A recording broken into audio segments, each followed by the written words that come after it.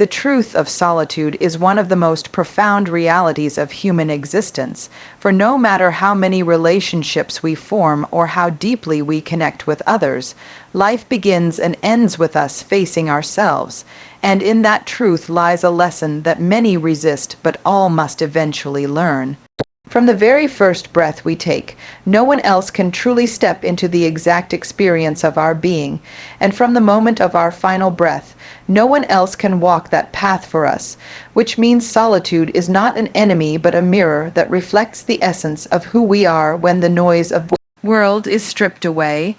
To acknowledge that we are born alone and die alone is not to dwell in sadness, but to awaken to the reality that the core of our life belongs solely to us. And while companionship, love, and connection bring richness to the journey, they cannot replace the responsibility of living our own truth. Solitude, in this way, becomes a teacher, inviting us to confront our fears, our weaknesses, and our strengths without hiding behind the presence of others, forcing us to answer questions that no one else can answer for us. Who am I? What matters to me? What kind of life do I want to create? It is in these moments of aloneness that courage is born, because only when we learn to stand firmly with ourselves can we genuinely stand with others, not out of need or dependence, but out of authenticity and choice. When we resist solitude, we often distract ourselves with noise and busyness, but when we embrace it, we discover clarity, a grounding force that allows us to live more intentionally. The truth of solitude also teaches us humility, because it reminds us that while we may be surrounded by people who care for us, no one else can carry the weight of our existence, and that realization is both sobering and liberating. It frees us from the illusion that our worth must be measured by how others see us, and instead calls us to measure our worth by how deeply we live true to ourselves. In solitude, we uncover the strength to face the inevitabilities of life: pain, loss, change, and death. And in doing so, we also uncover the beauty of being alive, because when you are not afraid to be alone, you are not afraid to live fully. Life's beginning and ending are solitary passages, but instead of seeing that as emptiness, we can see it as the bookends of a story that only we can write, with the pages in between filled with connection, growth, love, and meaning, all of which become more profound because they are chosen rather than clung to out of fear. The truth of solitude is that it strips away illusions and leaves us with ourselves, and in that rawness, we are given the chance to meet the most important person we will ever know, the one we face at birth, the one we face at death, and the one we must learn to embrace throughout the journey. Though we are born alone and we die alone, what gives life its depth and meaning is the connection we build in the in-between, because the spaces between our first and last breath are not meant to be endured in isolation, but to be enriched by the bonds we form, the love we share, and the way we allow ourselves to be seen by others. Connection is what transforms existence into living. It is what takes ordinary days and weaves them into memories. It is what allows pain to be softened and joy to be multiplied. And it is what makes the fleeting nature of life bearable, even beautiful. In the moments where we let our walls fall and permit another human being to witness our imperfections, our dreams, our fears, and our hopes, we discover that although no one can ultimately walk into our beginning or our ending with us, they can walk alongside us in the middle and make the path less heavy. This is where courage meets vulnerability, because to connect deeply requires the bravery to risk rejection, disappointment, or loss. Yet without that risk, we miss the profound gift of belonging. Connection is not measured by how many people surround us, but by the quality of the bonds we nurture, the depth of our conversations, the authenticity of our presence, and the willingness to show up for others not as perfect beings but as fellow travelers. These bonds are the fabric of life that cushion our solitude and remind us that while the human condition may be solitary at its boundaries, it is communal at its core. To connect is to share a piece of ourselves in a way that continues to live even after we are gone, because the kindness we give, the love we pour, and the truth we speak ripple outward into the lives of others, becoming a legacy that outlasts the silence of our final moment. Connection in between also teaches us that our value does not come from being invulnerable, but from being human enough to lean on others and strong enough to be leaned upon, creating a rhythm of giving and receiving that keeps life balanced. In these exchanges we find meaning, because it is not our solitary achievements that make life worth remembering, but the way we impact hearts and let others impact ours.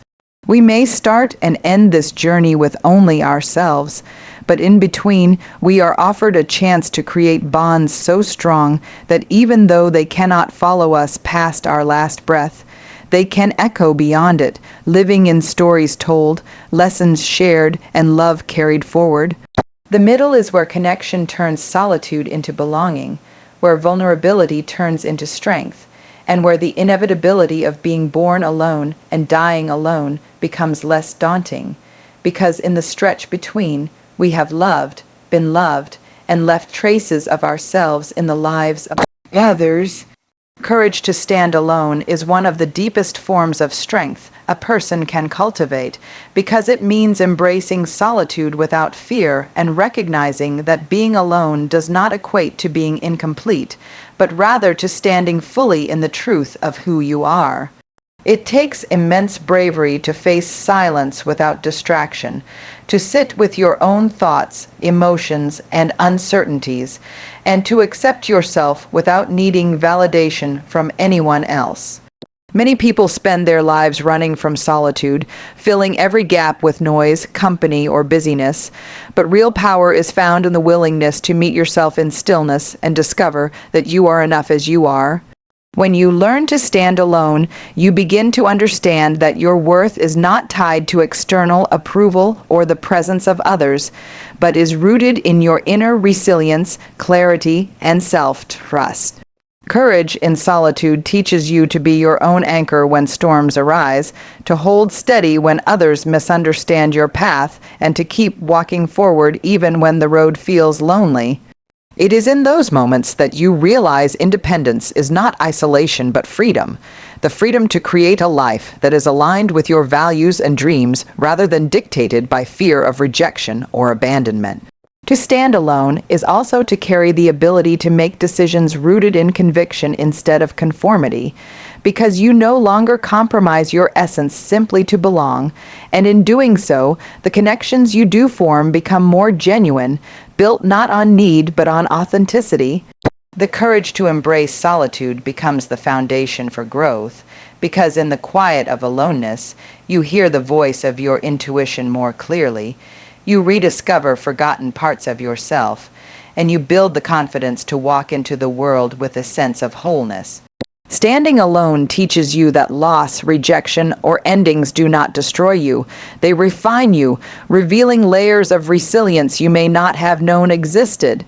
Strength is not found in avoiding solitude, but in embracing it as a sacred space where you are reminded that at your core, you already carry everything you need to keep going. Fear of being alone often keeps people from living truthfully, but courage to stand alone opens the door to a life lived with integrity, where your choices, your voice, and your actions are aligned with your deepest self. This courage becomes a quiet power, the kind that does not need to shout to prove itself, because it is grounded in the certainty that you can walk through life's uncertainties without being undone. In learning to stand alone without fear, you uncover the strength to both honor your solitude and cherish your connections, knowing that your completeness is not given to you by anyone else, but carried within you, steady and unshaken. Owning your journey means stepping fully into the truth that no one else can live your story for you, that every choice, every step, and every path taken or left behind ultimately belongs to you, and with that reality comes both responsibility and freedom. It is easy to blame circumstances, people, or past experiences for where we find ourselves. But the essence of growth lies in accepting that while we cannot control everything that happens to us, we can always control how we respond, how we rise, and how we continue forward. Taking ownership of your journey means refusing to hand over the pen that writes your story to anyone else, no matter how loud their opinions may be, and choosing instead to live by the compass of your own values, dreams, and truths. It is an act of courage to say that your life will not be dictated by fear or shaped entirely by the expectations of others, because that decision demands vulnerability, accountability, and the willingness to embrace both failure and success as essential parts of your growth. When you own your journey, you stop waiting for permission to begin, and you stop hoping someone else will rescue you or make choices for you. Instead, you take the wheel of your own life, knowing that while mistakes are inevitable, they are also the very soil from which wisdom grows. Responsibility does not mean perfection. It means being honest about where you stand, acknowledging the consequences of your decisions, and recognizing that change only comes when you are willing to step into action.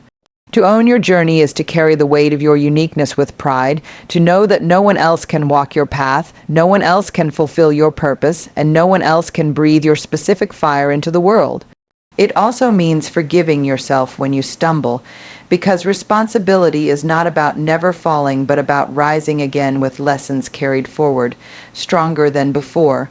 This ownership creates empowerment, because instead of seeing yourself as a victim of life, you begin to see yourself as an author, as someone capable of shaping meaning even out of hardship.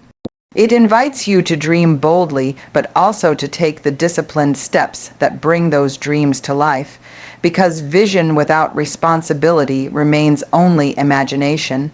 And in the process, you discover that the most fulfilling life is not the one where you avoided mistakes or lived up to everyone's expectations, but the one where you showed up fully, made choices rooted in truth, and carried the responsibility of shaping a life that felt authentic to you. No one can walk your path for you, no one can feel your pain or your joy the way you do, and no one can bear the responsibility of your growth. But when you own your journey, you rise into the fullness of your humanity, embracing both the weight and the wonder of being the only one who can truly live your story. Love as a legacy reminds us that while we are born alone and will die alone, what truly remains after we are gone is not the possessions we gathered or the titles we earned, but the love we gave, the kindness we extended, and the lives we touched in the in-between. It is through love that we leave behind something larger than ourselves, because love is not bound by time or mortality. It plants seeds in the hearts of others that continue to grow long after our presence has faded. Every act of compassion, every moment of understanding, every gesture of generosity becomes a thread in the fabric of someone else's life, and those threads are woven into stories, memories, and feelings that echo far beyond our final breath. When we love, we create ripples that cannot be measured, ripples that outlive us in ways we may never see, because a word of encouragement we once offered may give someone courage years later, or a kindness we showed may inspire someone else to pass it forward. Love as a legacy is not about grand gestures, but about consistency in showing up with empathy, care, and authenticity in the small, ordinary moments, because it is often in those moments that people feel most seen and most valued. To live with love at the center is to acknowledge that while our time here is temporary, the impact we leave can be enduring, shaping the way others see themselves and the world. Love also teaches us that connection is what gives meaning to solitude, and that in the end, the true measure of a life well lived is not how much we gained, but how much we gave. It is easy to chase recognition or material success, but love is the only thing that truly carries forward, because people may forget what we achieved, but they will not forget how we made them feel. To choose love as a legacy is to live with intentionality, to invest in relationships, to forgive when it is hard, to listen when it matters, and to care even when there is no guarantee of return. It means recognizing that our words and actions have the power to either build or break, and choosing to be a builder of hearts, a giver of light, a source of hope. Even when life is difficult, love remains a force that can transform pain into strength and endings into beginnings for those we leave behind. In the end, when the silence of our absence settles, what will speak on our behalf is the love we offered, the love that comforted a friend in despair, the love that gave someone the courage to keep going, the love that created joy in the simplest of days. That is what truly outlives us, for love is the most powerful legacy, one that does not fade with time but continues to flow through generations, carrying forward pieces of who we were through the lives we touched. Embracing vulnerability begins with the acceptance of our aloneness, because when we recognize that no one else can live our beginning or our ending, we are freed from the illusion that we must always appear strong, guarded, or invulnerable to be worthy of love and belonging, and in that freedom, we learn to show up more authentically with others. To accept our aloneness is to understand that our deepest fears often come from the thought of being abandoned or misunderstood. Yet when we face the reality that we are already complete within ourselves, we stop hiding behind masks and begin sharing our truest selves. Vulnerability is not weakness. It is the courage to be seen as we are flawed, imperfect, uncertain, and yet still worthy of connection, and it is through that openness that real relationships are formed. When we embrace the truth that we stand alone at life's bookends, we begin to realize that the connections we build in between do not exist to complete us, but to enrich us. And the more willing we are to reveal our true selves, the more meaningful and lasting those connections become. Vulnerability strips away pretense and invites trust, because when we risk being honest about our struggles, our fears, or our hopes, we create space for others to do the same, and in that shared humanity, bonds deepen. By accepting aloneness, we stop grasping for validation and instead choose connection from a place of authenticity, which makes love, friendship, and belonging more genuine because they are built on truth rather than performance.